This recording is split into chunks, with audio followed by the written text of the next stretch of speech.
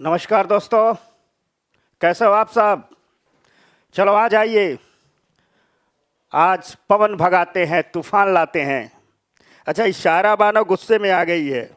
ठीक, चलो शायरा बानो मैं आ गया। शायरा बानो लिख रहे हैं जल्दी आ जाइए, गुस्सा है। तो चलो भाई लोग आ जाओ, जल्दी जल्दी से बात शुरू करते हैं। आज के क्लास में पवन भी बहेगी, तूफान भी आएगा, चक्रवात भी चलेंगे। ठीक, और इन सबको समझते पढ़ते हम आगे निकलेंगे। तो जल्दी जल्दी से, कैसे हो आप सब? बढ़िया, मस्त, बताओ जल्दी। ठीक ठाक हो सारे लोग? तो जल्दी जल्दी से बताओ। ठीक, Rubina, how are you? Shivangi, दूसरी शिवांगी कौन है? नीरज पटेल, रीमा कुमार, अच्छा जो Biden, good afternoon, good afternoon. America में क्या हालचाल है जो बाइडन? ठीक, तो चलो दोस्तों बात को आगे बढ़ाते हैं, चर्चा की शुरुआत करते हैं। और इस चर्चा की शुरुआत में, ठीक, आज चैप्टर 8 में हम पढ़ेंगे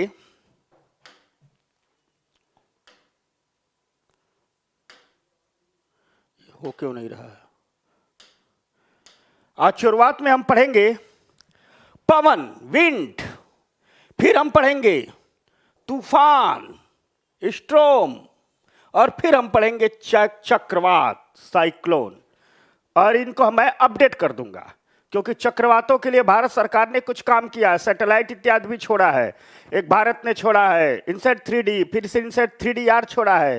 फ्रांस और भारत ने मिलकर के एक सैटेलाइट छोड़ा है, मेगा ट्रॉपिक्स, इस चक्रवातों के लिए। ठीक, तो अपडेट भी करेंगे। तो आ जाओ दोस्तों। ठीक, सारे लोग आ गए, बात को शुरू करते हैं। तो चैप्टर का नाम है एनसीईआरटी क्लास 6 की उसी श्रृंखला में चैप्टर संख्या 8, पवन, तूफान और चक्रवात। एक एक को समझते हैं। देखो, ये एक कॉन्सेप्ट बताता हूं, और ये कॉन्सेप्ट पूरा आपसे लेकर के 12वीं तक चलेगा। ठीक, ये वायु, मान लो ये वायु है, ये एयर है, ये एयर है। ठीक, थोड़ा और नीचे बनाते हैं, बहुत ऊपर वाली वायु हो गई। मान लो ये क्या है, ये एयर है। ठीक, एयर है। समझ में आ गई बात? किसी भी कारण से अभी यह गति में है या स्थिर है, किसी भी कारण से यह गति में आ जाए, बहना शुरू कर दे, अर्थात क्या हो जाए, गतिमान हो जाए। यह वायु क्या हो जाए, गतिमान हो जाए। ठीक, और ज्यों वायु गति में आ जाएगी, यह बहना शुरू कर दे, जिसे साधारण भाषा में कह दे, तो यही पवन कहलाएगी। अर्थात हम कह सकते हैं कि वायु स्थिर है तो वायु है, गति में आ गई तो वो क्या बन गई, पवन बन गई। समझ में आ गई बात? यह स्थिर है तो वायु है, गति में आ गई तो पवन बन गई। इसलिए कहा जाता है गतिमान वायु क्या कहलाती है, पवन कहलाती है। तो पहली बात। अब यही ज्यादा गति में आ जाएगी, तो मान लो धीरे धीरे ये गति में है, यह एयर धीरे धीरे गति में है, तो आप कहोगे विंड है, पवन है। तेजी से गति में आ जाए, तेजी से चलने लगे, तो आप क्या कहते हो, तूफान आ गया। यानी पवन और तूफान में कुछ अंतर बड़ा नहीं है, स्पीड का अंतर है। जब गति में आएगी तो पवन कहलाएगी। ठीक, स्पीड ज्यादा हो जाएगी तो क्या कहलाएगी, तूफान कहलाएगी। समझ में आ गई बात? यानी सारा मामला, सारा खेल इस गति का है, इस वायु की गति होने की अवस्था का है। तो हमें समझना होगा कि यह वायु गतिमान क्यों होती है। फिर आज हम इस धरती की कुछ पवनों के बारे में जानेंगे, विशेष करके चक्रवातों के बारे में जाएंगे। तो देखो, होता क्या है कि ये एयर है, गतिमान हुई। क्यों गतिमान होती है भाई? तो देखो, अगर हम पूरे के पूरे वातावरण की बात करें तो कोई दीवार तो है नहीं वातावरण में, दीवार तो धरती पर है, वातावरण में तो दीवार तो है नहीं। किसी भी कारण से मान लो यह एक एरिया है। ठीक, यह एक एरिया है, समझना बात को। किसी भी कारण से, अभी कारण बाद में समझाऊंगी, किसी भी कारण से यहां एयर है, किसी भी कारण से इस एरिया का टेम्परेचर ज्यादा हो गया, जो भी कारण हो भूल जाओ, अभी कारण समझाएंगे। टेम्परेचर ज्यादा हो जाएगा तो ये गर्म वायु क्या हो जाएगी, यह वायु गर्म हो जाएगी। और गर्म वायु क्या करती है, ऊपर उठती है, चारों तरफ फैलती है। यानी यहां वाली जो वायु है गर्म होकर के यहां चली जाएगी। गर्म वायु कहां आ जाएगी, यहां आ जाएगी। गर्म वायु यहां आ गई, यानी यह स्थान क्या हो गया, खाली हो गया। वायु कहां पहुंच गई, यहां पहुंच गई गर्म वायु, और यह स्थान क्या हो गया, खाली हो गया। और जब यहां खाली हो गया तो यहां का दाब क्या होगा, प्रेशर क्या होगा, कम हो जाएगा। अर्थात यह लो प्रेशर का बेल्ट बन जाएगा। और जो यहां का प्रेशर कम होगा, लो प्रेशर का बेल्ट बन जाएगा, तो कोई दीवार वातावरण में नहीं है। इसकी तुलना में जो यहां की वायु है, इसकी तुलना में मान लो जो यहां की वायु है, टेम्परेचर ज्यादा हुआ है, इसकी तुलना में यहां का टेम्परेचर कम है, तो यहां का प्रेशर ज्यादा है। अब ये वायु क्या करेगी, वातावरण में कभी निर्वात की अवस्थाएं नहीं हो सकती है, कोई बाउंड्री नहीं है, तो यहां की वायु इस तेजी से बहने लगेगी। और जब यहां की वायु बहने लगेगी तो यही वायु क्या कहलाती है, यही वायु कहलाएगी पवन। अर्थात पवन का बहना इस बात पर निर्भर करता है कि तापमान की दशाओं में कितना अंतर होता है। बगैर अंतर हुए पवन नहीं बह सकती, क्योंकि तापमान की दशाओं में अंतर होगा तभी प्रेशर की दशाओं में अंतर होगा, दाब की दशाओं में अंतर होगा। अब मान लो तापमान में ज्यादा अंतर हो गया अचानक, तो बहुत तेजी से वायु बहेगी, तो वही क्या आ जाएगा, तूफान आ जाएगा। तो ये कॉन्सेप्ट समझ गए आप लोग, क्लियर हो गया सबको, बताओ भाई लोग, ठीक, कॉन्सेप्ट समझ गए। कीर्ति दीक्षित, कोटरी पाल, ठीक, क्लियर हुआ। अच्छा एक पूछ रहा है नागिन से कि आप इच्छाधारी हो या नॉर्मल नागिन।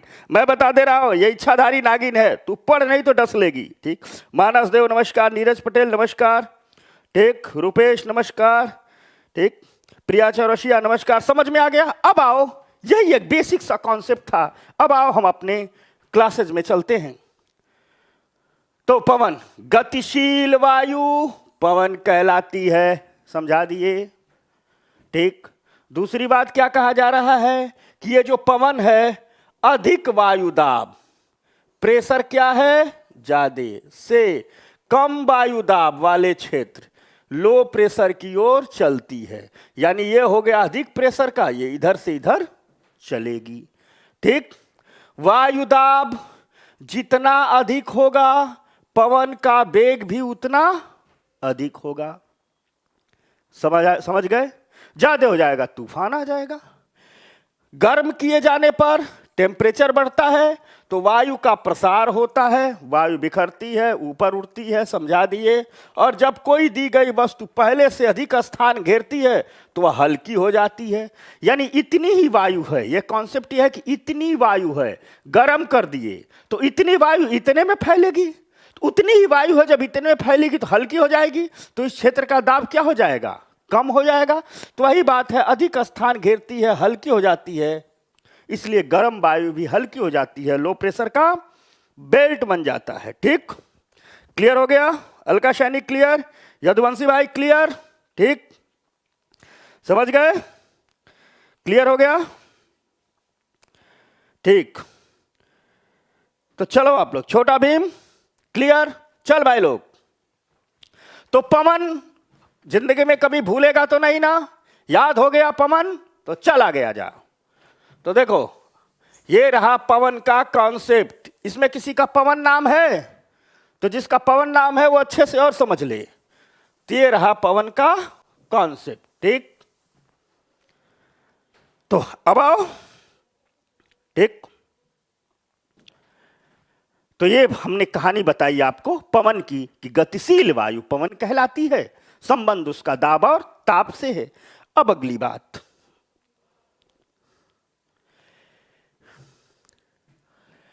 अब हम कुछ धरती की बात करेंगे, ठीक, धरती की बात करेंगे। और धरती की बात करेंगे कि आखिर हमारे धरती पर एक ही समय में विभिन्न पवनों की उत्पत्ति क्यों होती है, विभिन्न प्रकार की पवन धाराएं एक ही साथ क्यों चलती हैं। अब हम धरती की बात करेंगे। तो जो विभिन्न प्रकार की पवन धाराएं एक ही साथ चलती हैं उसके कई कारण हैं, कुछ कारणों पर एनसीईआरटी बात करती है। और जो कारण है वही है कि धरती एक ही है, समझना बात को, धरती एक ही है, लेकिन यह जो भूमध्य रेखा और ध्रुवीय क्षेत्र है यह असमान रूप से एक ही साथ गर्म होते हैं। सूरज भी एक है, धरती भी एक है, ताप भी आता है, लेकिन पृथ्वी की अपनी स्थितियों के कारण ताप बराबर नहीं मिलता है। अब देखो कुछ पवनों की कहानी मैं बताता हूं आपको, समझना। इसको भी पढ़ के सुनाऊंगा, पहले आ जाओ बैकग्राउंड में। यह धरती है, ठीक, पृथ्वी है। सूर्य बेईमानी नहीं करता, ठीक, यह सूर्य है, यह बेईमानी नहीं करता, ठीक। यह यात्रा, पृथ्वी अपनी यात्रा करती रहती है, सूर्य तो स्थिर है बेचारा। पृथ्वी की अपनी यात्रा के कारण दो प्रकार की यात्रा होती है, अगली क्लासों में पढ़ेंगे, परिक्रमण और परिभ्रमण। इस यात्रा के कारण, ठीक, सूर्य से जो ताप है वो इक्वेटर के एरिया में वर्ष भर मिलता है, लंबवत है, 90 डिग्री पर किरणें गिर रही हैं, और इधर जो किरणें आती हैं वो ओवरलैप होने लगती हैं, इधर ओवरलैप होने लगती हैं, ऐसे ऐसे ओवरलैप होने लगती हैं। यानी दो किरणों के बीच में यहां डिस्टेंस क्या है, अधिक है, और दो किरणों के बीच में यहां डिस्टेंस क्या है, कम है।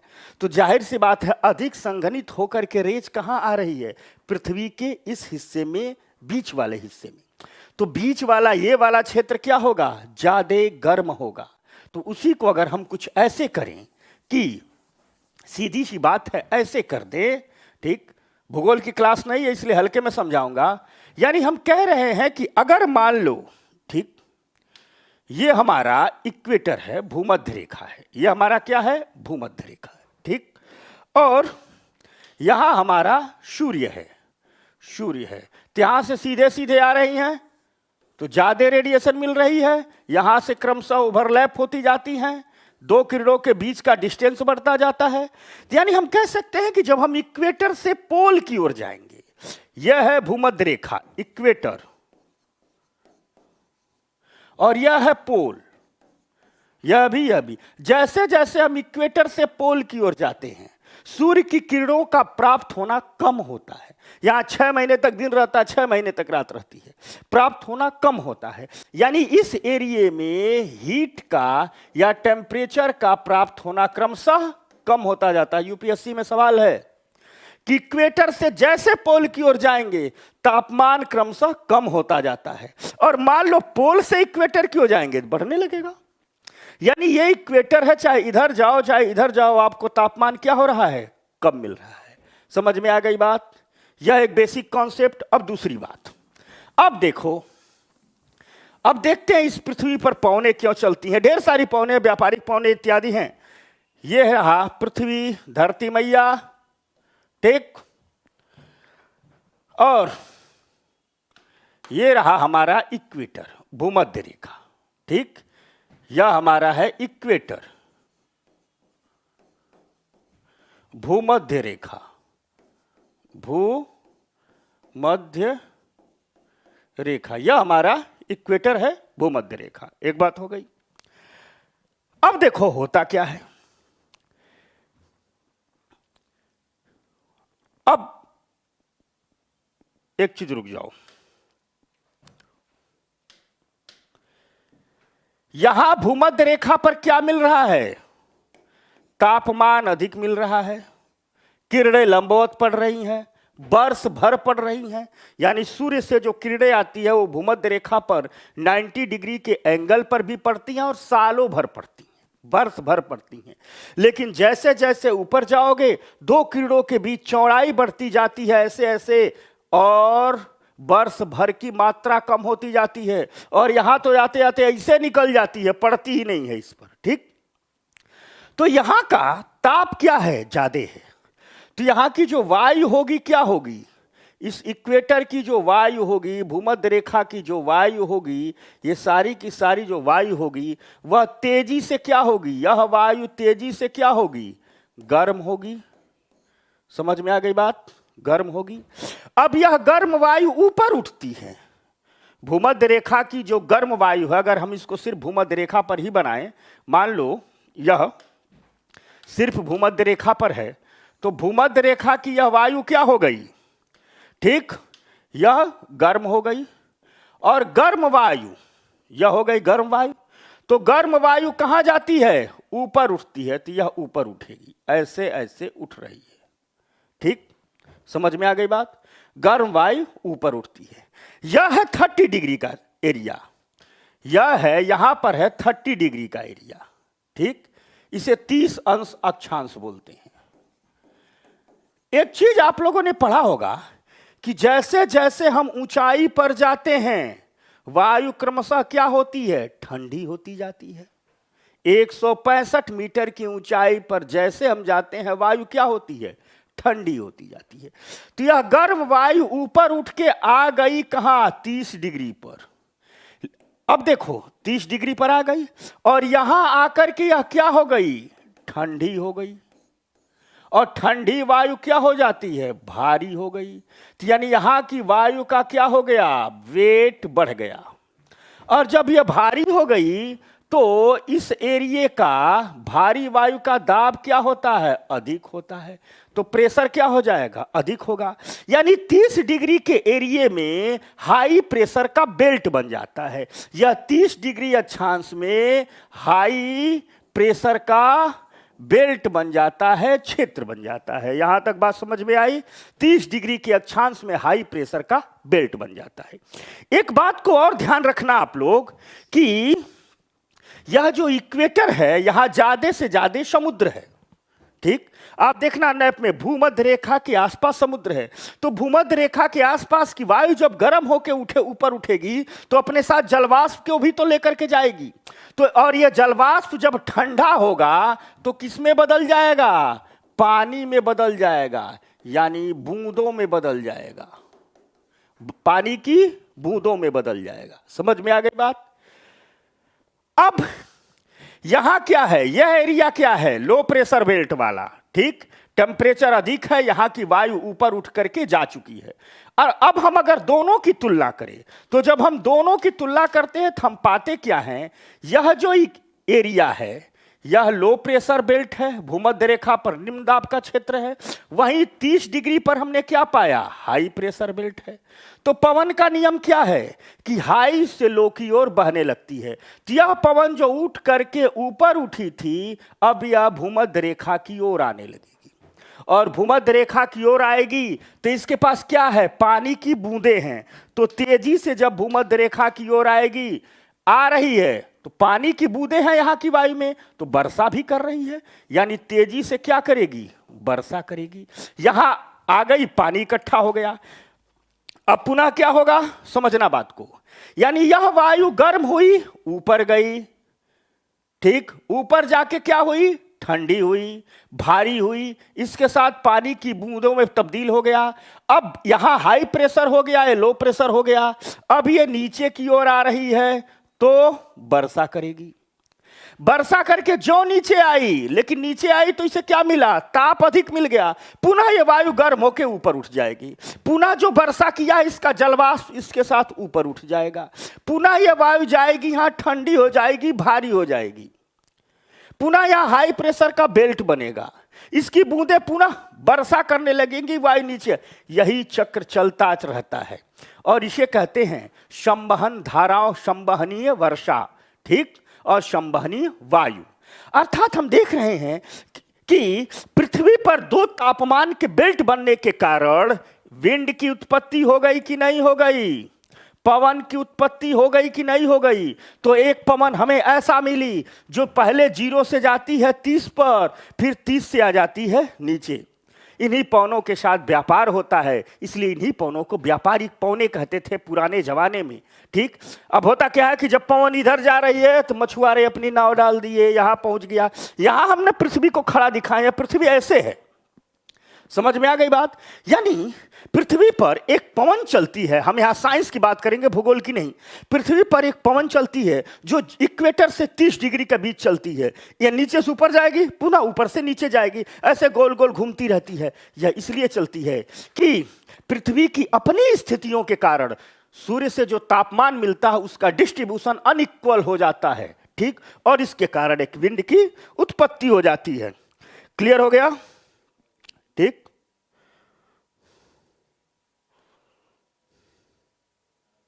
वाह वाह जो बाइडन भाई, वाह वाह। जो बाइडन लिख रहा है कि हम कॉलेज में हैं। ठीक ठीक, हमारे फ्रेंड लोग आपकी तारीफ कर रहे हैं गुरुजी, वाह भाई जो बाइडन। अरे तो तुम इतना अच्छा विद्यार्थी हमारा। ठीक, अब तो अमेरिका का राष्ट्रपति हो गया है भाई। ठीक है, अपने विद्यार्थियों को भी दिखाओ, पढ़ाओ। ठीक, समझ गया जो बाइडन? और बढ़िया से पढ़ भाई। और इस वीडियो को, मेरे जितने भी वीडियो हैं सबको ज़्यादा से ज़्यादा जो मेरे रेगुलर विद्यार्थी हैं वो शेयर करते रहें। ठीक, तो जो बाइडन बढ़िया, शानदार। पूनम सिंह भी आ गई, शानदार। ठीक, इच्छाधारी नागिन, मनोरमा यादव। ठीक, अच्छा मनोरमा पूछ रहे सर ठंडे होकर हल्की हो जाएगी या फिर भारी? अरे भाई वायु ठंडी होती है तो भारी होती है, क्यों भारी होती है? मनोरमा पूछ रही है वायु ठंडी होकर हल्की होगी भारी। एक बात जान लेना, वायु में नमी की मात्रा रहती ही रहती है, कहीं कम रहे कहीं ज्यादा। तो मान लो गर्म वायु है, तो गर्म वायु में क्या है, यहाँ ये जगह है, मनोरमा ध्यान से सुनो, ये जगह है, यहाँ की वायु गर्म हो गई, तो इस वातावरण में जलवाष्प भी है। तो यहाँ जहां पानी है, जहां नमी है, सारा पानी उड़ गया, उस वायु के साथ चला गया, तो ये क्या हो गई, हल्की हो गई। जो ऊपर जाएगी ठंडी होती है। अब कहोगे एक कॉन्सेप्ट और बता दूं आप लोगों को, देखो है क्या, यह समझ में आ गया? मनोरमा सुनो, ये वायु है, समझना। ठीक, तापमान बढ़ा, इसके मॉलिक्यूल भगने शुरू हो जाएंगे, यानी यही वायु अब इतने देर में चली जाएगी। तो यही वायु जब इतने में फैलेगी तो हल्की होगी कि भारी? हल्की होगी। तो यहां जो वायु भारी है वही वायु यहां क्या हो जाएगी, हल्की हो जाएगी। लेकिन जो ऊपर जाएगी तो ठंड बढ़ेगी, तो ठंड से मॉलिक्यूल पास आने लगते हैं, तो इसके जो एयर है वो पास आने लगेंगे, और साथ साथ इसमें जो जलवाष्प है वो पानी में बदल जाएगा। तो पानी भारी होता है कि जलवाष्प भारी होता है? पानी भारी हो जाए, तो यह भारी हो जाएगी। क्लियर हो गई मनोरमा, बात आ गई समझ में? ठीक,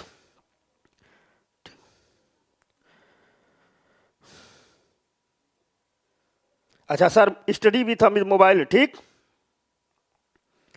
क्लियर हो गया? चलो भाई लोग, तो यानी हम ये समझाना चाह रहे थे, हमारा टॉपिक एनसीईआरटी कहती है कि पृथ्वी पर जो विभिन्न प्रकार की पवनें चलती हैं वो कहां से चलती हैं। तो एक पवन तो आप लोग याद हो गया, जान गए, जो चलती है 0 से 30 के बीच में। समझना मेरे भाई लोग, जो चलती है 0 से 30 के बीच में।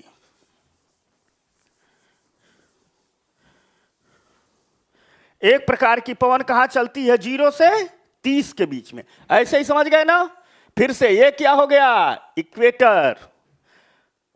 और बड़ा बना दूं, इसी को रिवाइज करा रहा हूं जिनको, ये क्या हो गया, इक्वेटर। ये क्या हो गया, भूमध्य रेखा।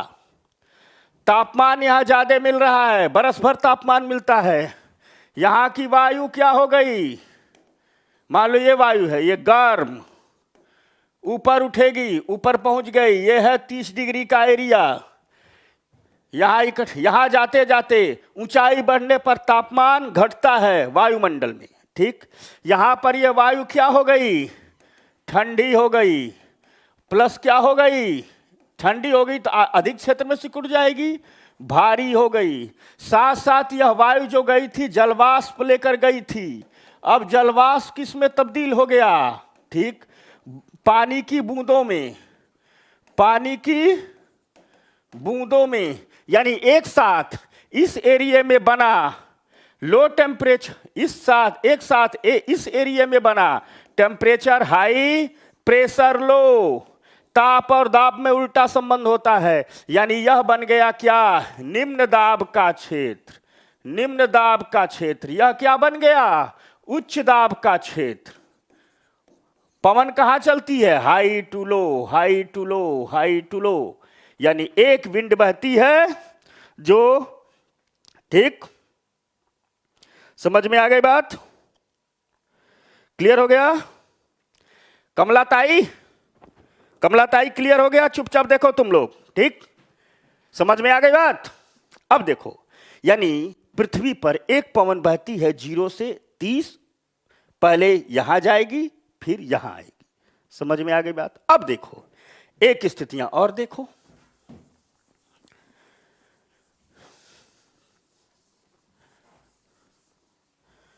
अब अगर पृथ्वी को ऐसे लिपटाए, दूसरी स्थितियां देखो, ये क्या हो गई, चलो ये है हमारा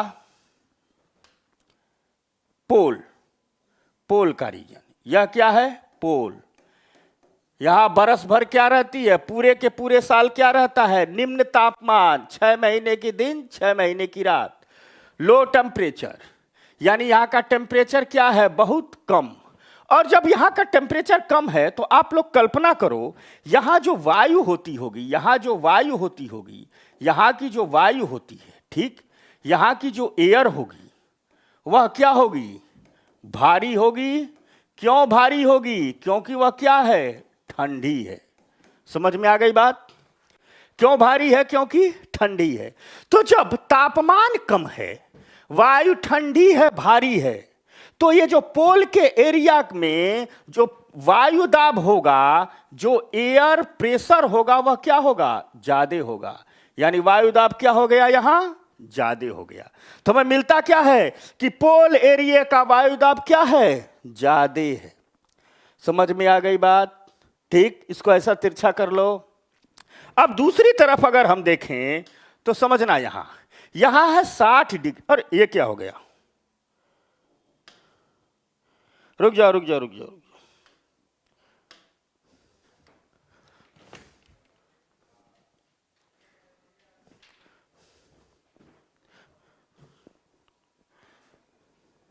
इतना चौड़ा नहीं लगा, देखना कुछ दब गया है इसमें से।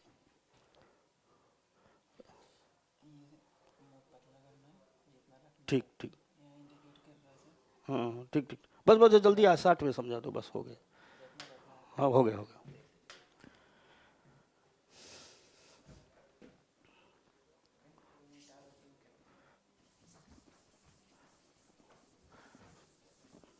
बस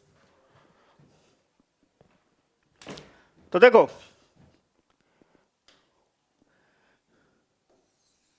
फिर हो गया यार, फिर आना ये, अच्छा हो गया, समझ गया मैं, हो गया हो गया हो गया, समझ गया मैं। ये हाँ पेन आ रहा था, बार बार ये आ जा रहा है। हाँ अच्छा, हाँ, ठीक, हो गया। चल देखो, डिस्टरबेंस हो गया, बंद करो। ये पृथ्वी, पोल, ध्रुव, तापमान वर्ष भर क्या रहेगा, लो। क्यों तापमान लो रहेगा, यहां 6 महीने तक धूप होता है, 6 महीने तक दिन होता है, 6 महीने तक रात होती है, ठीक। तो प्रेशर यहां का क्या रहेगा, हाई।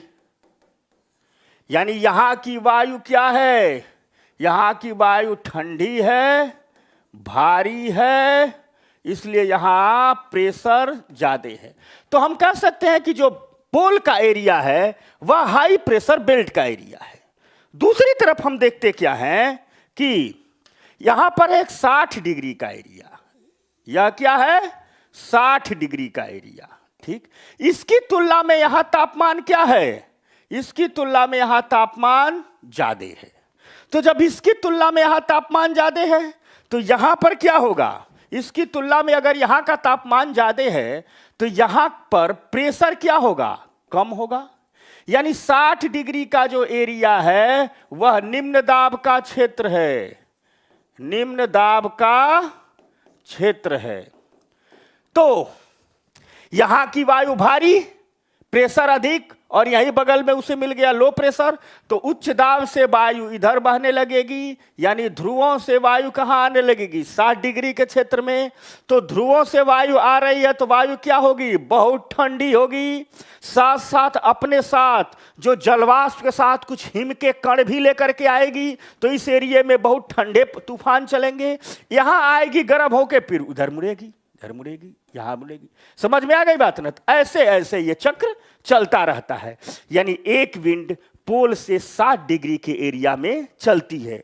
अब एक लॉजिक लगाओ, यह जो हमने कहा था जीरो का क्षेत्र, और यह हमने कहा था, इसको इसी पर लिख देता हूं, यह हमने कहा था 30 डिग्री का क्षेत्र।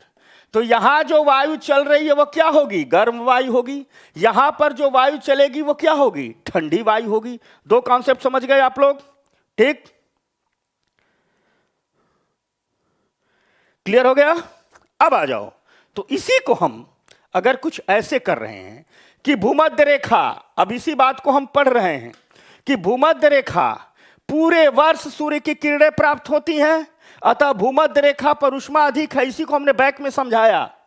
अतः यहां का तापमान भूमध्य रेखा का क्या अधिक होता है, तो गर्म वायु ऊपर उठती है, यह 30 डिग्री पर पहुंचते पहुंचते ठंडी हो जाती है और पुनः भारी होकर के भूमध्य रेखा की ओर आ जाती है। जिसे एनसीईआरटी लिख रही है उसे हमने चित्र बना के आपको समझाया। यानी एक पवन भूमध्य रेखा और 30 डिग्री के बीच चलती है। दूसरी बात हम कह रहे हैं कि ध्रुवों की बात, ध्रुवों पर तापमान कम, अतः वायु बहुत ठंडी, ठंडी वायु भारी, ध्रुवों से 60 डिग्री अक्षांश की ओर वायु बहने लगती है। समझ में आ गई बात? ध्रुवों से 60 डिग्री अक्षांश की ओर वायु बहने लगती है। तो एनसीईआरटी बता रही है कि पृथ्वी पर जो पवनें चलती हैं, ठीक, वह पृथ्वी के असामान्य रूप से गर्म होने के कारण चलती हैं, जिसमें पहला यह है कि भूमध्य रेखा और ध्रुव दोनों के तापमान में बहुत अंतर है। तो भूमध्य रेखा के आसपास एक विंड की उत्पत्ति हो जाती है और ध्रुव के आसपास एक विंड की उत्पत्ति हो जाती है। इसे बैक में समझाया भी हमने और जो एनसीईआरटी लिखती है वो दिखाया। क्लियर हो गई बात? अब इसके बाद अगली बात पर आओ। थल और जल का असामान्य रूप से गर्म होना। थल और जल का विशेषता यह है कि सूर्य से तापमान तो बराबर मिलता है।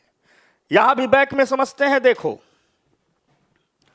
यहां भी देखो, यह है मान लो पृथ्वी, ठीक, सूर्य से तापमान तो बराबर मिल रहा है, वो बेईमानी नहीं करता। लेकिन अब अगर यहां हम देखा जाए, थल और स्थल बना देते हैं। मान लो ये अपना भारत है, प्यारा भारत है हमारा, आधा ही बनाए है, नीचे वाला टेंशन मत लेना, ऊपर वाला भी सब अपना ही है, ठीक ना? ये समझ लो अरब सागर है, यानी यह स्थल है, यह हिस्सा क्या है? स्थल, और यह हिस्सा क्या है? ठीक, यह हिस्सा क्या है? जल। अब मान लो यहां से बराबर तापमान आ रहा है, तापमान तो बराबर आ रहा है, जितनी किरणें इसे मिल रही हैं उतनी इसे मिल रही हैं, और महीना ये गर्मी का है, गर्मी का महीना है, महीना ये क्या है? गर्मी का है। तो गर्मी के दिनों में समझना आप लोग बात, कौन तेजी से गर्म होता है? स्थल की जल? तो हमेशा याद रखना, स्थल तेजी से गर्म होता है जल की तुलना में, और स्थल ठंडा भी होता है तेजी से। क्यों ऐसा होता है? होता क्या है कि इस स्थल पर जब सूर्य की किरणें आएंगी तो यह स्थल के पार्टिकल हैं, तो यह क्या हो जाएंगे? ठीक, यह गर्म हो जाएंगे। समझना बात को, यह क्या हो जाएंगे? यह गर्म हो जाएंगे, यानी इनका जो तापमान है वो ज्यादा हो जाएगा। अब एक कहोगे कि समान ताप प्राप्त करने में ही स्थल ज्यादा गर्म हो जाता है, जल नहीं होता है, तो उसका एक रीजन यहां समझा रहा हूं। देखो, यह है मान लो स्थल, यह है मान लो जल। यहां का जब पार्टिकल, धूल के कण, जो रेत है वो गर्म होगा तो अपनी जगह से भागेगा नहीं भाई, यही तो रहेगा ना, तो तापमान को तेजी से अवशोषित कर रहा है। लेकिन जल में क्या है? ये वाला गर्म हुआ तो भग के यहां चला जाएगा, ठंडा इसकी जगह आ जाएगा, ये पुनः भग के यहां जाएगा, ठंडा इसकी जगह, यानी जल में तापमान का वितरण होने लगता है। तो मान लो किसी ने आपको 100 रुपया दिया, आप स्थल हो, 100 रुपया अपने पास रख दो, फिर कोई 100 रुपया दिया, फिर रख दो, तो 200 हो जाएगा। इसको किसी ने 100 रुपया दिया, इसने 10-10 रुपया बांट दिया, फिर किसी ने 100 रुपया दिया, 5-5 रुपया बांट दिया, तो इसके पास पैसा रहेगा? नहीं रहेगा। यानी जल क्या करता है? तापमान का डिस्ट्रीब्यूशन कर देता है। इसलिए समान किरणें प्राप्त होने के बावजूद स्थल का तापमान तुलनात्मक अधिक होता है, जल का तापमान तुलनात्मक कम होता है। तो मान लो महीना गर्मी का है, महीना कौन है? गर्मी का है, ठीक। तो गर्मी के दिनों में क्या होता है? महीना क्या है? गर्मी का है। तो कौन ज्यादा गर्म होगा? ठीक, तापमान किसका ज्यादा होगा? स्थल का। और जब स्थल का तापमान ज्यादा होगा तो स्थल पर वायु गर्म होगी, गर्म वायु ऊपर उठेगी, और जब इस चारों तरफ की वायु ऊपर उठेगी यानी ये इलाका क्या हो जाएगा, खाली हो जाएगा। तो अर्थात यहां का प्रेशर क्या होगा, कम हो जाएगा। तो गर्मी के दिनों में, ठीक, जब हम स्थल की बात करते हैं, इस स्थल की जब बात करते हैं तो यहां पर लो प्रेशर का बेल्ट बनता है, लो प्रेशर, ठीक, बन गया। अब उसी समय इसकी तुलना में जल क्या हो रहा है, कम गर्म। तो हम पूरी चीजें तुलनात्मक लिख चलेंगे। तो जब जल कम गर्म हो रहा है यानी जल का तापमान अधिक है, ठीक, किसकी तुलना में, सॉरी, जल का तापमान, टेम्परेचर कम है, किसकी तुलना में, स्थल की तुलना में। तो जो जल पर प्रेशर होगा वो क्या होगा, ज्यादा होगा। यानी पूरे के पूरे समुद्र में गर्मी में क्या बन जाता है, हाई प्रेशर बेल्ट बन जाता है, उच्च दाब का क्षेत्र बन जाता है। अब यहीं पर निम्न दाब का क्षेत्र है इस स्थल में, समझना बात को, इसी स्थल में निम्न दाब का क्षेत्र है ये, और बगल के समुद्र में उच्च दाब का क्षेत्र है। तो पवन उच्च दाब से किधर जाने लगेगी, निम्न दाब की ओर जाने लगेगी। यानी गर्मी के दिनों में जो पवन चलती है वह समुद्र से स्थल की ओर चलती है। हमने भारत बना दिया, हिंद महासागर से भारत में आएगी। जैसे जैसे गर्मी प्रचंड होती जाएगी यहां तापमान कम होता जाएगा, सारी तापमान बढ़ता जाएगा, प्रेशर कम हो जाएगा, और यहां से तेजी से पवन चलेगी।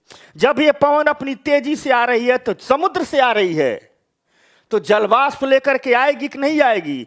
तो यह पवन अपने साथ जलवाष्प लेकर आती है। क्या लेकर आती है, जलवाष्प लेकर आती है। तो यहां क्या होंगे, वाटर वेपर होंगे, और यही पवनें धीरे धीरे आएंगी, ऊपर उठेंगी, यह ठंडा होगा, वर्षा होगी, ठीक। और इसी वर्षा को हम कहते हैं मानसूनी वर्षा। समझ में आ गई बात। अर्थात कॉन्सेप्ट ये कहता है कि गर्मी के दिनों में जो पवन चल रही है वह कहां चल रही है, तो समुद्रों से स्थल की ओर चल रही है, और भारत में इसे ही मानसूनी वर्षा कहते हैं। समुद्र से आ रही है तो जलवाष्प लेकर के जाएगी, समुद्र से आ रही है तो जलवाष्प लेकर के आएगी, ठीक। क्लियर हो गया, परफेक्ट, क्लियर हो गया। तो एक गर्मी मान लो ये सर्दी का महीना है, या क्या होगा, मान लो ये सर्दी का महीना है, तो चलो दिखाते हैं सर्दी का महीना। कहानी सारी उल्टी हो जाएगी, ठीक, कहानी सारी क्या हो जाएगी, उल्टी हो जाएगी। महीना ये समझ लो सर्दी का है, पृथ्वी है, ये स्थल हो गया भारत, सर्दी का महीना ये समुद्र। सर्दी के महीने में धरातल ज्यादा ठंडा होता है, स्थल देर से ठंडा होता है, तो यहां टेम्परेचर क्या होगा, कम, तो प्रेशर क्या हो जाएगा, ज्यादा। तो इस एरिया में कौन सा बेल्ट बनेगा, हाई प्रेशर पूरे इस एरिया में। समुद्र में तापमान क्या है, ठीक, समुद्र में तापमान क्या है, ज्यादा, तो प्रेशर क्या है, कम, यानी समुद्र क्या है, लो बेल्ट। यानी स्थल पर हाई प्रेशर, समुद्र पर लो प्रेशर, विंड इधर बहने लगेगी, विंड इधर बहने लगेगी। यानी ठंड के दिनों में जो पवन चलती है ठंडी में, वह स्थल से समुद्र की ओर चलती है। तो स्थल से जा रही है तो वर्षा करेगी, नहीं करेगी। तो इसीलिए ठंड के दिनों में वर्षा नहीं होती है, आमतौर पर ठंड के दिनों में वर्षा नहीं होती है। लेकिन कभी कभी आप देखते होंगे कि जाड़े में भी 2-3 दिन की वर्षा हो जाती है। ठीक, कहां से हो जाती है, तो देखो वो जो जाड़े में, अभी ये सब लिखित बातें बताएंगे, कॉन्सेप्ट समझा रहे हैं। तो जाड़े में जो 2-3 दिन की वर्षा हो जाती है, हो ऐसे जाती है कि देखो मान लो यह पूरा का पूरा पृथ्वी है, ठीक, या सपोज दैट अपना भारत है, ऐसे ही मतलब काल्पनिक भारत बना दे रहे हैं, यह अपना भारत है, ठीक, समझ गए। ऐसा नहीं है, लेकिन कोई बात नहीं, हम अपना घटाए नहीं है, 2-4 जिला किसी और का ले ही लिए हैं। यह दुनिया है, यहां तिब्बत का पठार है, चाइना वाला है, चाओमाओ, ठीक ठीक, यह मंगोलिया इत्यादि का क्षेत्र है। तो होता क्या है, यहां पर पाकिस्तान है अपना छुटका, और ये सब समुद्र है, ये अरब सागर है। अगर ठंड के दिनों में देखा जाए तो मंगोलिया इत्यादि का क्षेत्र है, जो तिब्बत के पठार कुनलुन पर्वत श्रेणी का क्षेत्र है, तो यहां पर माइनस में तापमान रहता है 10 डिग्री, -10 डिग्री, -20 डिग्री। तो ठंड के दिनों में जो ये एरिया है, यहां का तापमान बहुत कम है, माइनस में है। और उसी समय अगर हम देखें ठीक कि जो ये भारत का उत्तर भारत है, माइनस में तो नहीं जाता है, इसकी तुलना में यहां तापमान ज्यादा है, 10 डिग्री 12 डिग्री तो रहता ही है, कितनी भी ठंड हो तो। अब देखो, तो यहां तापमान बहुत कम, माइनस में, तो यहां की वायु क्या हो जाएगी? ठंडी, भारी, अर्थात इस एरिया में क्या बनेगा? हाई प्रेशर का बेल्ट। और उसी की तुलना में इस एरिया में, इंडिया पाकिस्तान के इस एरिया में, अपना पाकिस्तान वाला एरिया है, क्या बनेगा? लो प्रेशर का बेल्ट। तो यहां से वायु कुछ यहां आनी चाहेगी तो हिमालय रोक लेगा, कुछ वायु ऐसे घूमते घूमते इधर आएगी। तो ऐसे घूमते घूमते जो वायु आती है, आते वक्त जब वो ठंडी है, लेकिन आते वक्त जब पाकिस्तान के नीचे अरब सागर से गुजरती है तो थोड़ी गर्म हो जाती है और थोड़ा सा जलवाष्प ले लेती है। थोड़ा सा क्या ले लेती है? जलवाष्प ले लेती है। और यही जलवाष्प लेकर के उत्तर भारत के मैदानों में आती है, हिमालय से टकराती है और जाड़े में वर्षा करती है। जाड़े में क्या करती है? वर्षा करती है। समझ में आ गई बात? जाड़े में क्या करती है? वर्षा करती है। क्लियर हो गया? किसी को कोई समस्या? ठीक, हो गया क्लियर? अब आओ इसी बात को देखो, एनसीईआरटी क्या क्या लिख रही है। तो थल और जल का असमान वितरण भी पवनों को प्रभावित करता है। गर्मी में उसी बात को हम समझा रहे हैं, स्थल ज्यादा गर्म समुद्र की अपेक्षा, अतः स्थल की वायु गर्म होकर ऊपर उठती है और निम्न वायु दाब का क्षेत्र बन जाता है। इसी को हमने समझाया। ठीक, दूसरी तरफ शीतकाल में क्या होता है? स्थल अधिक ठंडा, अतः वायु दाब अधिक, समुद्र का तापमान अधिक, वहां निम्न वायु दाब का क्षेत्र बन जाता है। तो गर्मी में किधर से किधर वायु चलेगी, ठंडी में किधर से किधर वायु चलेगी। क्लियर हो गया? समझ गया आप लोग? तो एनसीईआरटी ने दो कारण बताए, और जो एनसीईआरटी ने दो कारण बताए, जो पृथ्वी पर पवन धाराएं चलती है वह पृथ्वी की अपनी स्थितियों के कारण चलती है। पहली स्थिति क्या है कि भूमध्य रेखा और ध्रुवीय क्षेत्र के तापमान में अंतर है, इस कारण एक पवन की उत्पत्ति होती है। दूसरी स्थिति एनसीईआरटी ये बता रही है कि मौसम का अंतर है, गर्मी और सर्दी का। तो गर्मी में कुछ और विंड चलती है और ठंड में कुछ और विंड चलती है। ठीक, चूंकि पृथ्वी पर जल अथल और जल का वितरण असमान है, इसलिए अलग अलग प्रकार की पवनें चलती हैं, अलग अलग प्रकार की विंड चलती हैं। तो यह रहा पवनों के चलने के कारण। अब अगली बात यह कही जा रही है, मानसूनी वर्षा। इसे भी हमने समझा दिया। तो मानसूनी वर्षा कब होती है? गर्मी में स्थल का तापमान अधिक, अतः समुद्र से स्थल की ओर पवनें चलने लगेंगी। भारत में ही होता है। ये पवनें अपने साथ भारी मात्रा में जलवाष्प लाती हैं, जिससे वर्षा होती है, और इसे हम क्या कहते हैं? मानसूनी वर्षा कहते हैं। क्लियर हो गई बात? हमने समझाया ही था। अब अगला, तड़ित झंझा और चक्रवात। ठीक, तड़ित झंझा और चक्रवात देखो कैसे, थंडर स्टॉर्म एंड साइक्लोन। ठीक, बिजली चमकती है ना, उसे ही कहते हैं थंडर स्टॉर्म। काहे चमकती है भैया? ठीक, क्यों चमकती है बताओ? ठीक, देखो गर्मी है, इसको दो तरीके समझाता हूं। दो तरीके समझोगे इसको, तड़ित झंझा को कि एक तरीके समझोगे? ठीक, बताओ तुम लोग। अच्छा रानी लेट हो गई, चल यहीं समझो। दो तरीके समझोगे कि एक तरीके समझोगे? थंडर स्टॉर्म, तड़ित झंझा, बिजली देखो समझाता हूं। मैं जानता हूं तुम लोग दोनों तरीके समझोगे। थंडर स्ट्रोम, तड़ित झंझा। तेजी से बारिश होती है, तूफान आता, उसी में बिजली भी चमक जाती है। समझ में आ गई बात? तो क्यों चमकती है, चलो समझाता हूं, आ जाओ। देखो, ये मान लो अर्थ है, ये पूरा का पूरा पृथ्वी है, ये अर्थ है, एक समझ गए? गर्मी का दिन है, यहां की वायु क्या हो गई? गर्म। गर्म वायु हो गई, ऊपर उठेगी और अपने साथ ठीक जलवाष्प भी लेकर के जा रही है। यानी यहां जो वायु आ रही है उसमें एयर भी है और वेपर भी है, जलवाष्प भी है, ऐसे जाता है और ऊपर जाएगा वायु ठंड। यह वायु क्या हो जाएगी? ठंडी हो जाएगी, प्लस जो ठंडी वायु हो गई, प्लस इसका जो वेपर है वो किस में तब्दील हो जाएगा? पानी की बूंदों में तब्दील हो जाएगा। ठीक, यह बूंद बन जाएगी। अब मान लो ये ठंडी वायु भारी होगी तो नीचे की तरफ आएगी, साथ साथ यह बूंदे भी नीचे आएगी, वर्षा होगी, वर्षा होगी, हो गई वर्षा।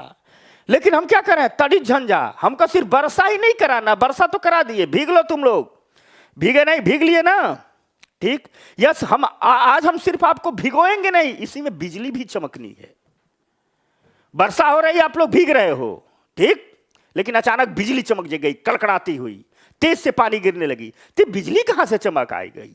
यहां तो वर्षा करा दिए, और जब तक बिजली चमकेगी नहीं, बारिश तेज होगी नहीं, तब तक हम कहेंगे वर्षा हो रही है। तड़ित झंझा का आप लोग थंडर स्टॉर्म का मजा नहीं ले पाओगे। तो यानी मान लो बारिश में घूम रहे हो, ठीक, क्या करने के लिए घूम रहे हो मैं नहीं बताऊंगा, ठीक, तो उसमें थोड़ा बिजली भी तो चमकनी चाहिए। तो देखो कैसे चमकाते हैं बिजली, थंडर स्टॉर्म कैसे चमक रहा है। कोई पूछ रहा है? अब देखो ये साइकिल समझ गए ना? इसी साइकिल में एक कहानी होती है। अब मान लो, कहानी समझना, बारिश का मजा लो, तब तक हम बिजली गिराते हैं। अब आओ, बारिश हो गई, बिजली गिराते हैं। तो बिजली गिराते हैं भाई लोग। तो देखो ये हो गया अर्थ। मान लो किसी भी कारण से, ठीक, इस एरिया का टेम्परेचर बहुत तेजी से बढ़ गया, अचानक बढ़ गया, और हमने क्या कहा? जो वायु पवन जितना तेज तापमान बढ़ेगा उतना ही तेज प्रेशर बेल्ट में डिस्टरबेंस होगा, उतनी ही तेज ऊपर उठे। तो बहुत तेजी से तापमान घटा, अचानक बहुत गर्मी पड़ रही है, तो तेजी से वायु ऊपर उठेगी, वायु ऊपर उठेगी, स्पीड से, तेजी से, बहुत तेजी से जा रही है, ठीक। और जब ज्यादा गर्मी हो रही है तो अपने साथ तेजी से वायु भी ऊपर उठेगी, ठीक, और जलवाष्प भी ढेर सारे लेकर आएगी। इतनी ज्यादा ये जलवाष्प है, समझ में आ गई बात ना? इतना ज्यादा स्पीड है कि इसमें कुछ वायु बहुत ऊपर उठ गई, भग गई, यहां बहुत तापमान में पहुंच गई। और जब यहां पहुंच गई तो यह जो वायु है यह बहुत ठंडी हो जाएगी, ये तो हो गया बहुत भारी। और साथ साथ इसके साथ जो पानी की बूंदें गई थी, समझना मेरी बात को, इसके साथ जो पानी की बूंदें गई थी, जो वेपर गया था, ठीक, जो वाष्प गया था, ठीक, वह जाएगा। यहां रहता तो जल बनता, लेकिन इतना ऊपर पहुंच गया, इतना ठंडा हो गया कि यह बर्फ की बूंदों में बदल गया। किस में बदल गया? आइस में बदल गया, बर्फ में बदल गया। यानी यह वायु बहुत ठंडी हो गई, इस वायु में बर्फ भी हो गया, तो यह वायु क्या हो जाएगी? ज्यादा भारी। यह क्या हो जाएगी? ज्यादा भारी। अब समझना, बहुत भारी हो गई तो तेजी से गिरेगी, तो जब बहुत भारी हो गई तो यह तेजी से गिर रही है, नीचे आ रही है। एक तरफ ये वायु तेजी से नीचे आ रही है, भारी वायु, दूसरी तरफ बर्फ भी लिए हुए है, बर्फ का बड़ा टुकड़ा भी लिए हुए है, बर्फ भी तो तेजी से गिरेगा, बर्फ भी तेजी से आ रहा है, यहां आ रहा है। लेकिन तब तक पृथ्वी का ये हिस्सा भी बहुत तेजी से गर्म हो रहा है, यहां भी तापमान, तो यहां की भी वायु तेजी से उठ रही है, तेजी से उठ रही है। ये भी तेज से आ रहा है, ये भी तेजी से उठ रही है, और ये भी अपने साथ जलवाष्प लेकर के गई है। तो यह उठ भी रही है, ठंडी भी हो रही है। यानी यहां से भारी वायु, संघनित वायु गर्म होकर के आ रही है, और यहां से भी वायु जल ले जा रही है। तो यह दोनों वायु, हरी वाली लाल वाली, दोनों आपस में क्या जाएंगी? टकरा जाएंगी। समझ में आ गई बात? दोनों आपस में टकरा जाएंगी, और जब दोनों आपस में टकरा जाएंगी तो दो बादल आपस में टकराते हैं, घिसेंगे, तो यहां क्या चमकेगी? बिजली चमकेगी, करंट उत्पन्न हो जाएगा, बिजली चमकेगी, और इसी को हम कहते हैं तड़ित झंझाट, थंडर स्टॉर्म। क्लियर हो गया? ठीक, क्लियर हो गया भाई लोग? मजा आ रहा है? ठीक, गुड आफ्टरनून सी के चांद, भीम कुमार। ठीक, समझ गया ना थंडर स्टॉर्म क्या होता है? अब इसी को एनसीईआरटी कैसे लिखती है हम दिखा रहे हैं। तड़ित झंझाट, देखो वायु तेजी से गर्म होकर ऊपर उठती है और अपने साथ जलवाष्प लेकर जाती है। यानी यह जो वायु है यह तेजी से गर्म हुई, ऊपर उठी, अपने साथ जलवाष्प लेकर गई, और यह कहां चली गई? अधिक ऊंचाई पर। कहां चली गई? चली गई। यानी यहां जो वायु आई बर्फ भी होगा। ठीक, और जब यह अधिक ऊंचाई पर गई तो इसका जो जलवाष्प है वह बर्फ की बूंदों में तब्दील हो गया। ठीक, और जब यह बर्फ की बूंदों में तब्दील हो गया तो यह क्या होगा? नीचे गिरेगा। समझ में आ गई बात? ठीक, तो यह नीचे गिर रहा है। दूसरी तरफ यहां की गर्म वायु तेजी से ऊपर उठ रही है। ठीक, और जब गर्म वायु तेजी से ऊपर उठ रही है, यहां ये वाला नीचे गिर रहा है, तो यहां टकराहट हो रही है, दोनों टकरा रही हैं। यहां क्या हो रही है? टकराहट हो रही है। ये दोनों यहां टकरा रही हैं, ये नीचे आते ऊपर आते, और इस टकराहट से विद्युत उत्पन्न होती है, आवाज उत्पन्न होती है। ठीक, इसी को हम क्या कहते हैं? तड़ित झंझा कहते हैं। तो दो तरीके से आप लोगों ने समझ लिया। ठीक, समझ गया? ठीक, तो दो तरीकों से आप लोगों ने समझ लिया। ये रहा तड़ित झंझा क्यों आता है। क्लियर हो गया? समझ में आ गई बात भाई लोग? बचाओ। थंडर स्टॉर्म क्लियर हो गया? देव कुशवाहा, शिपिका, बताओ भाई लोग। ठीक, कीर्ति दीक्षित, ठीक, बता सब लोग भाई। क्लियर हो गई बात? किसी को नहीं प्रॉब्लम? तड़ित झंझा कैसे आता है समझ गए? ठीक, तो आगे बढ़ूं। तो आप लोगों ने तड़ित झंझा तो समझ लिया, अब समझना है चक्रवात, साइक्लोन। अब क्या समझना है? चक्रवात या साइक्लोन। ठीक,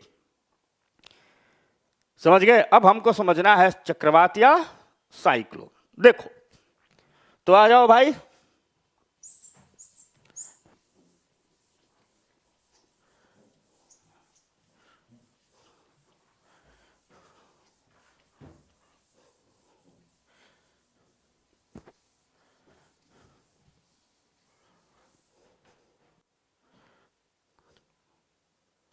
ठीक,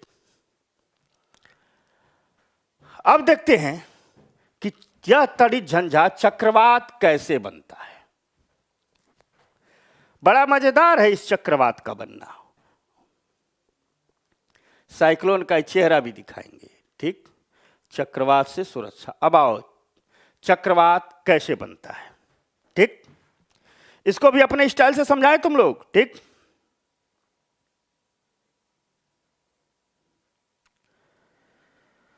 चलो, चक्रवात कैसे बनता है। देखो,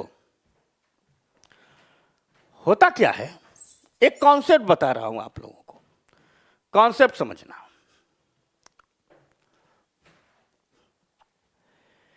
ये मान लो वातावरण है, ये पूरा का पूरा वातावरण है।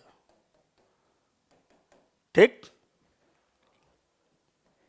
इस वातावरण में सपोज दैट ये जल की बूंदें हैं, पानी है वातावरण में, नीचे स्थायी पर जल की बूंदें वायु में तैरती रहती है। गर्मी बढ़ती है तो यह जल की बूंदें किसमें तब्दील होती हैं? यह जल की बूंदें जलवाष्प में तब्दील होती हैं। किसमें तब्दील होंगी? जलवाष्प में तब्दील होंगी या वेपर बन के उड़ जाएंगी। ठीक। अब जब जलवाष्प में तब्दील होती हैं तो कभी भी जल जब जलवाष्प में कब तब्दील होगा? जब उसका तापमान बढ़े। तो यह जल अगर जलवाष्प में तब्दील हो रहा है तो इस जल का तापमान बढ़ रहा है। तो यह जल तापमान ले कहां से रहा है? तो यह अपने आसपास के वातावरण से ही क्या ले रहा है? तापमान ले रहा है। समझ में आ गई बात? अर्थात अगर जल से यहां जलवाष्प बनने की प्रक्रिया हो रही है तो इस आसपास के एरिया का, इस एरिया का जो टेम्परेचर हो जाएगा वह क्या हो जाएगा? कम हो जाएगा। इसका तापमान क्या हो जाएगा? कम हो जाएगा। यानी इस आसपास के एरिया का तापमान क्या हो जाएगा? कम बन जाएगा। तो याद रखना ये कॉन्सेप्ट है। जल जब जलवाष्प में तब्दील होता है तो वातावरण से ऊष्मा को अवशोषित करता है। याद रखना, जल जब जलवाष्प में तब्दील होता है तो वातावरण से ऊष्मा को अवशोषित करता है। यानी इस वातावरण में ऊष्मा क्या हो जाएगी? ठीक, कम हो जाएगी। इस वातावरण में ऊष्मा कम हो गई। यही जब जलवाष्प ऊपर पहुंचेगा, समझना, यह जब जलवाष्प ऊपर पहुंच रहा है, यह जब ऊपर पहुंच रहा है तो यहां यही जलवाष्प क्या हो रहा है? ठंडा हो रहा है और जल की बूंदों में तब्दील हो रहा है। यानी क्या बन जा रहा है? बूंद। तो जब ये जल कब ठंडा होगा? जो इसके भीतर ऊष्मा थी उसे बाहर निकालेंगे तभी तो ठंडा होगा। यानी यही जलवाष्प जब बूंदों में तब्दील होता है तो ऊष्मा छोड़ता है, ऊष्मा छोड़ता है।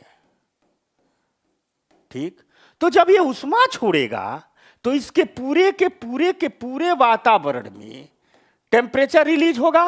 तो इस वातावरण का तापमान क्या हो जाएगा? ज्यादा हो जाएगा। यानी अगर हम एक लकीर इस वातावरण में खींचें, लकीर होती नहीं ये समझने के लिए, तो इसी वातावरण का ये एक हिस्सा है जिसका तापमान क्या है? कम है। इसी वातावरण का ये एक हिस्सा है जिसका तापमान क्या है? अधिक है। तो इस हिस्से में अब क्या हो जाएगा?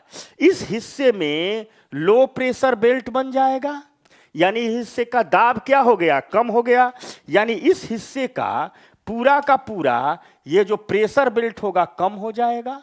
यानी यह निम्न वायु दाब का क्षेत्र बन जाएगा। और जब यहां ये एरिया निम्न वायु दाब का क्षेत्र बन गया तो इसके चारों तरफ क्या है? यहां क्या है? प्रेशर ज्यादा है। यहां क्या है? प्रेशर ज्यादा है। यहां क्या है? प्रेशर ज्यादा है। और यहां बीच में क्या हो गया? निम्न दाब का क्षेत्र बन गया। तो अब यहां से भी विंड इधर बहेगी, यहां से भी विंड इधर बहेगी, यहां से भी विंड इधर बहेगी, यहां भी हाई प्रेशर का बेल्ट है, यहां से भी विंड इधर बहेगी। यानी चारों तरफ से पवन गोल गोल घूमती हुई यहां बहने लगेंगी। और जब यहां बहने लगेंगी तो यहीं उत्पत्ति किसकी हो जाएगी? साइक्लोन की। यहीं किसकी उत्पत्ति हो जाएगी? साइक्लोन की। अर्थात हम कह सकते हैं कि यहां क्या आ गया? यह लो प्रेशर का बेल्ट क्रिएट हो गया।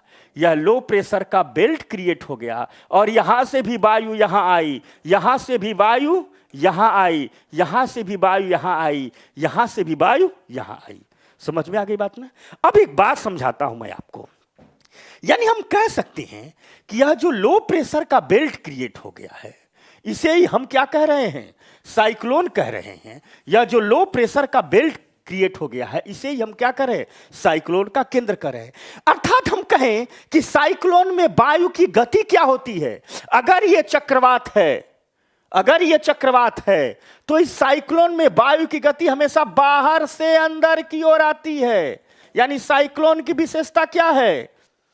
जब ये पूरा का पूरा साइक्लोन है तो इसमें वायु क्या आती है?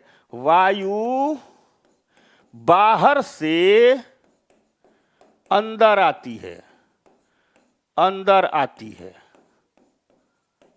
वायु बाहर से अंदर आती है। समझ में आ गई बात? पहली बात। ठीक।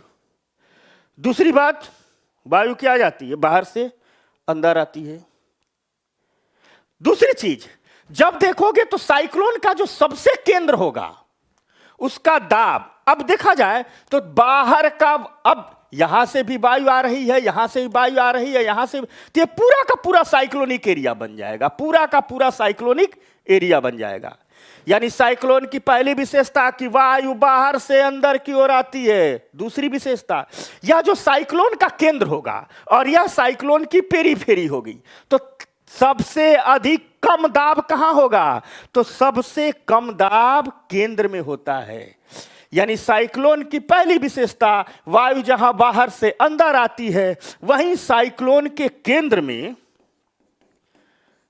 में निम्न दाब होता है। क्या होता है, निम्न दाब होता है। दूसरी विशेषता, निकल गया ना, साइक्लोन समझ गया ना। तो वायु बाहर से अंदर आ रही है, पहली विशेषता है। साइक्लोन के केंद्र में निम्न वायु दाब होता है, और इसी साइक्लोन के केंद्र में जो निम्न दाब होता है, इसे साइक्लोन की आई बोलते हैं, साइक्लोन की आंख बोलते हैं, साइक्लोन का नेत्र बोलते हैं। इसे क्या बोलते हैं, साइक्लोन की आई बोलते हैं, साइक्लोन का आंख बोलते हैं, साइक्लोन का नेत्र बोलते हैं। मतलब 3-4 बातें आपने इस साइक्लोन के बारे में यहीं से समझ गए। यह साइक्लोन है तो वायु बाहर से अंदर आ रही है, बाहर यानी साइक्लोन के पेरीफेरी पर, परिधि पर, इसे गणित की भाषा में कहें तो क्या कहेंगे, परिधि पर प्रेशर अधिक होता है। इसको क्या कहेंगे, केंद्र पर प्रेशर कम होता है। परिधि से केंद्र की ओर विंड चलती है, और केंद्र को ही हम साइक्लोन की आंख बोलते हैं, साइक्लोन की आई बोलते हैं। समझ में आ गई बात। आमतौर पर यह जो आंख है, अब देखो, यानी हम इस साइक्लोन को लेकर के चले तो हम कह सकते हैं, ठीक, कि मिटाता हूं, हम कह सकते हैं, ठीक, हम कह सकते हैं कि यह पूरा साइक्लोन है और यह इसकी आंख है। ठीक, यहां से वायु इधर की तरफ आ रही है, इधर की आ रही है। ठीक, इसका रेडियस आमतौर पर देखा जाता है तो 15 से 30 किलोमीटर के आसपास होता है। यानी आंख की त्रिज्या कितनी होती है, नेत्र का व्यास कितना होता है साइक्लोन का, 15 से 30 किलोमीटर। बाकी ये पूरा, ठीक, जो साइक्लोन होता है यह 250 से 300 किलोमीटर का होता है। 250 से 300 से आगे पीछे भी बढ़ते रहते हैं। समझ में आ गई बात। अब ये जैसे जैसे जाएगा, वायु अंदर आएगी, परिधि से अंदर की ओर आएगी, ऐसे ऐसे घूमती रहती है। ये हो गया नेत्र, समझ गए। अब देखो, यानी साइक्लोन के होने के लिए तभी होगा जब इस नेत्र का तापमान बहुत कम हो जाए, तेजी से जलवाष्प बने, उड़े ऊपर, उष्मा अवशोषित करे, ऊपर जाके बूंद में बने और पुनः उष्मा रिलीज करें। और यह घटनाएं हमेशा कहां होती हैं, यह घटनाएं हमेशा पृथ्वी पर इक्वेटर के पास होती हैं। तो साइक्लोन भी कहां बनेंगे, हमेशा इक्वेटर के ही क्षेत्र में बनेंगे। कहां बनेंगे, इक्वेटर के ही क्षेत्र में बनेंगे। समझ में आ गई बात। यह रही कुछ साइक्लोन की कहानी। ठीक,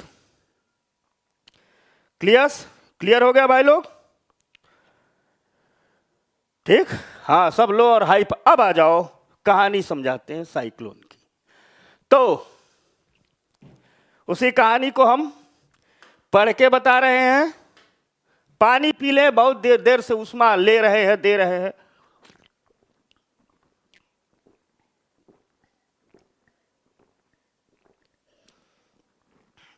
अब हम भी ले लिए ना, जल ले लिया, वाष्प में तब्दील होगा, कक्षा में साइक्लोन आ जाएगा। तुम लोगों के अपने अपने मोबाइल में भी साइक्लोन आएगा। ठीक, तो आ जाओ। तो उसी बात को एनसीईआरटी कैसे लिखती है कि बादल बनने की प्रक्रिया में जल वातावरण से उष्मा को शोषित करता है और वाष्प में तब्दील हो जाता है। अगली बात क्या एनसीईआरटी लिख रही है कि जब जल वाष्प बूंदों में तब्दील होता है तो वह ऊष्मा को मुक्त करता है।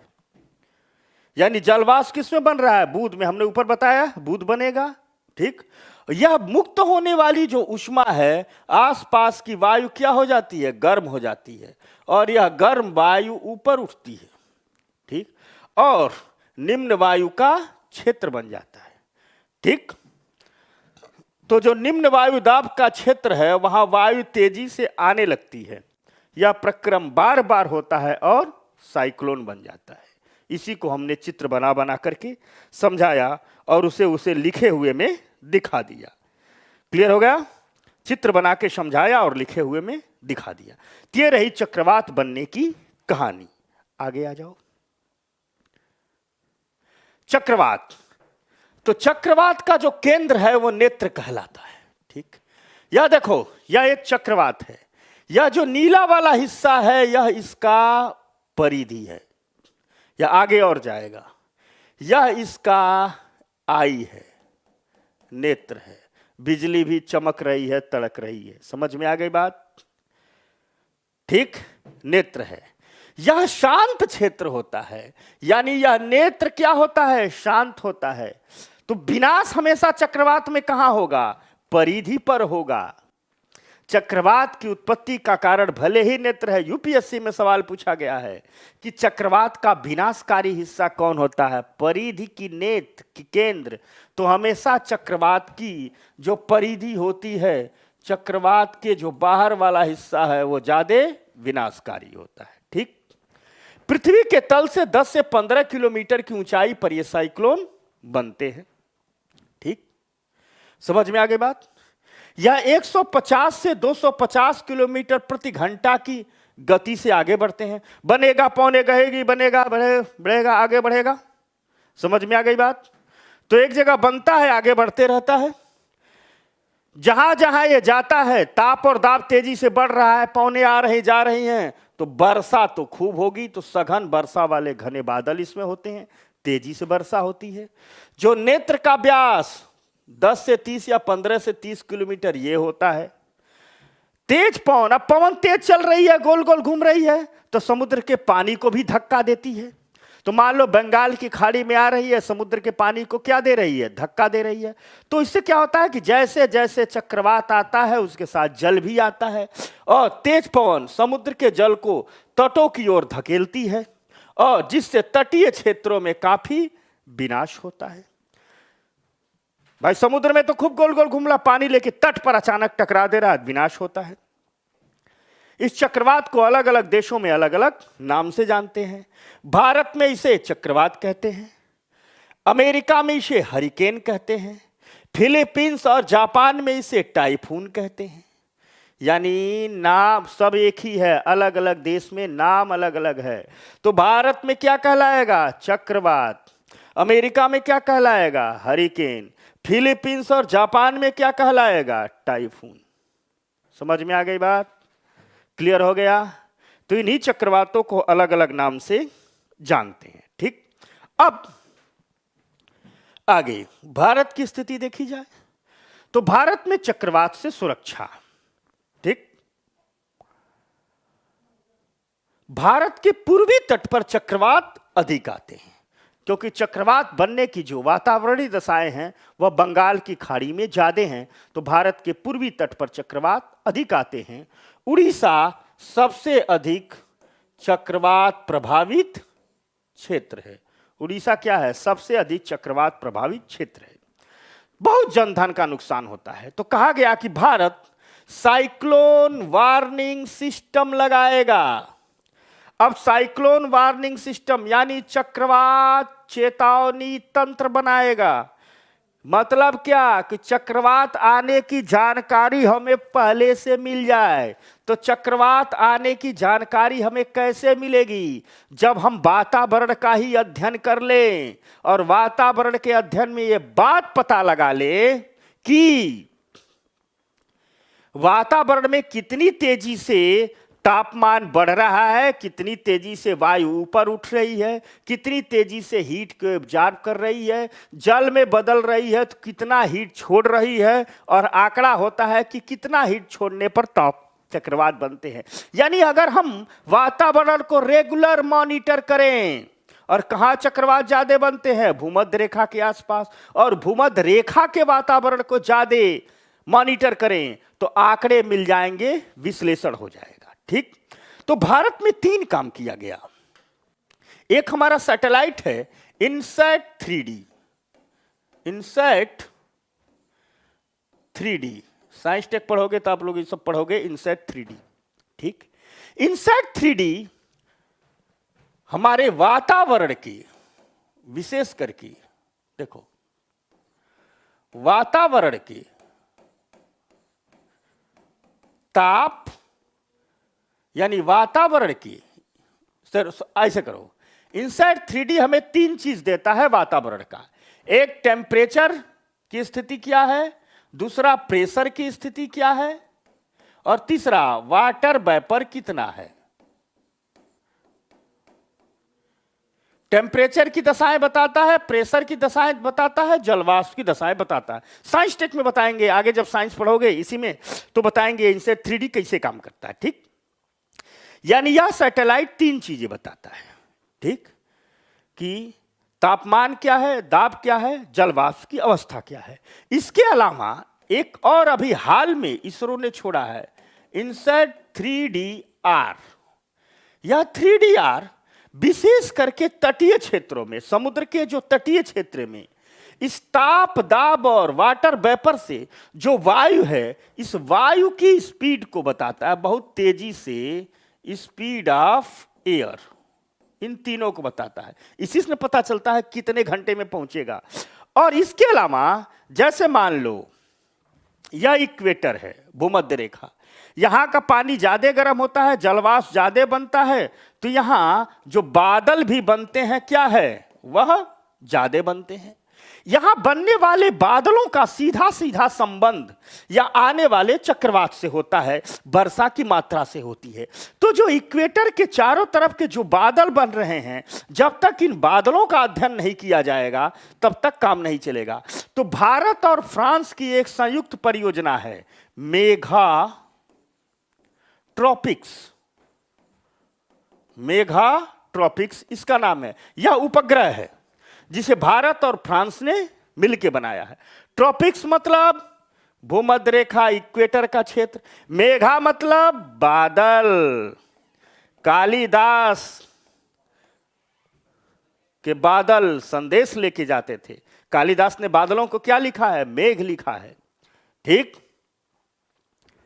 समझ में आ गई बात। ठीक, तो अब यह मेघा ट्रॉपिक जो सैटेलाइट है क्या देगा, इक्वेटर के आसपास बादलों की स्थिति यह है।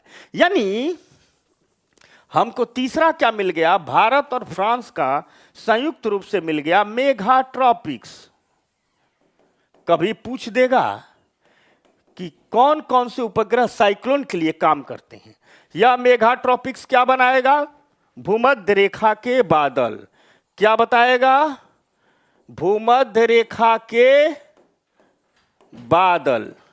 तो अगर मान लो आपको पता चल जाए कि इन समुद्रों के ऊपर तापमान, दाब और जलवाष्प की क्या दशाएं है, कितना तेजी से घट बढ़ रहा है, साथ साथ इनकी गति भी क्या है, भूमध्य रेखा के बादलों की स्थिति क्या है, तो भारतीय मौसम विज्ञान संस्थान और इसरो मिलकर के इन आंकड़ों का विश्लेषण करके साइक्लोन की चेतावनी जारी कर देते हैं, बता देते हैं सरकार से कि यहां साइक्लोन बन रहा है, यह उड़ीसा के तट से अगले 24 घंटे में टकराएगा, 36 घंटे में टकराएगा। सरकार सावधान हो जाती है। समझ में आ गई बात। तो ऐसा, इसी को कहते हैं साइक्लोन वार्निंग सिस्टम।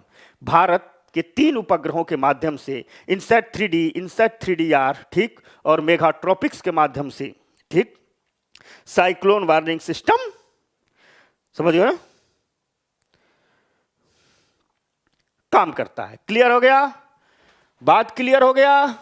आज ग्रुप में बड़ी शांति। अच्छा, आज तूफान पड़ा रहे हैं इसलिए ग्रुप में इतनी शांति है। मैं सोचा ये सब इतने शांत कैसे हो गए। जहां नाग नागिन नेवला सांप चीता बंदर सब हो शांत कैसे हो गए। तो चलो कोई बात नहीं, तूफान पढ़ा रहे हैं ना, तो तुम लोग शांत रहो, तब ना तुम लोग तूफान मचाओगे। ठीक, क्लियर हो गया? ठीक, सर पढ़ाएंगे। क्लियर हो गया? तो इंसर्ट 3D अब ये साइंस टेक में आएगा, कैसे इंसर्ट 3D काम करता है हम सीख लोगे तुम लोग, खोलना बनाना कि कैसे उपग्रह घर में बना देती है तीनों। ठीक, मेगाट्रॉपिक्स भारत और फ्रांस का ज्वाइंट है, इंडिया फ्रांस।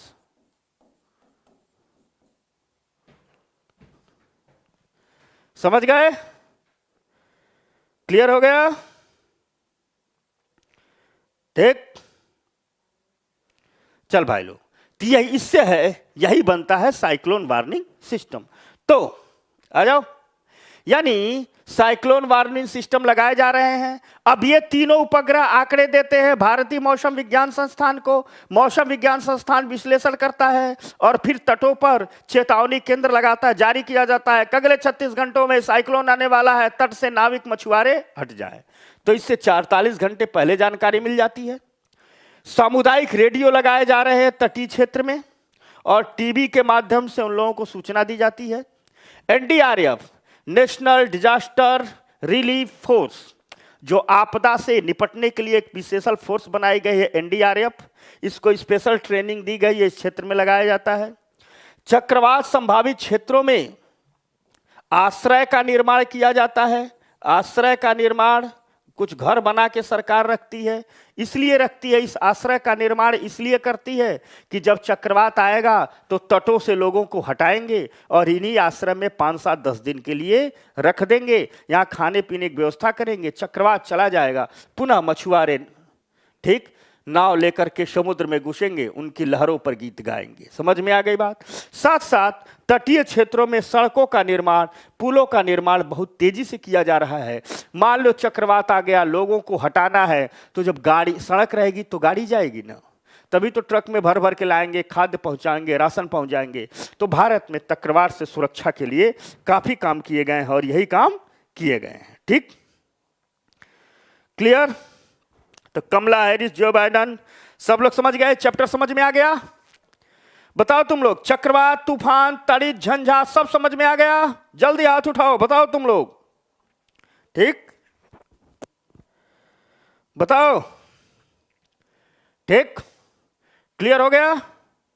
बताओ भाई लोग, आज का चैप्टर याद हो गया, समझ में आ गया? किसी को कोई समस्या?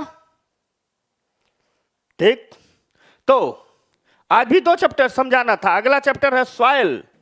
ठीक, लेकिन कल समझाएंगे, टाइम में खत्म हो गया। तो आज हमने बात की चक्रवात से सुरक्षा की, फिर हमने बात की साइक्लोन कैसे बनता है, नेत्रोत्र। ठीक, तड़ित झंझा कैसे बनता है, उसमें चक्रवात, ये सब चित्र बनाया। मानसूनी वर्षा, भूमध्य रेखा, थल जल, पवन। तो आज का टॉपिक था हमारा पवन, तूफान और चक्रवात। मुझे उम्मीद है कि आपको यह समझ में आ हो गया होगा, याद हो गया होगा। याद हो गया? ठीक,